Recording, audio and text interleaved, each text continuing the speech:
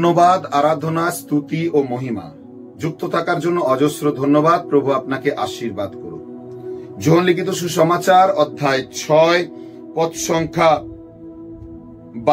16তে লেখা রয়েছে, সন্ধ্যা হলে তাকে শিষ্যরা সাগরের তীরে নেমে গেলেন এবং নৌকায় উঠে সাগরের ওপারের দিকে কফরনামের দিকে রওনা হলেন। ইতিমধ্যে অন্ধকার নেমে এসেছিল, তখন যিশু তখনও তাদের কাছে আসেন।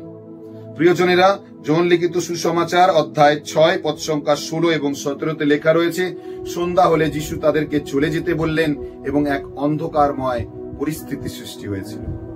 আজ তিনি আমার এবং আপনার জীবনের এই অন্ধকারময় পরিস্থিতিকে আলোতে বদলাতে চান। আজকের এই সকালবেলা তিনি আপনার জীবনে আগমন করতে চান।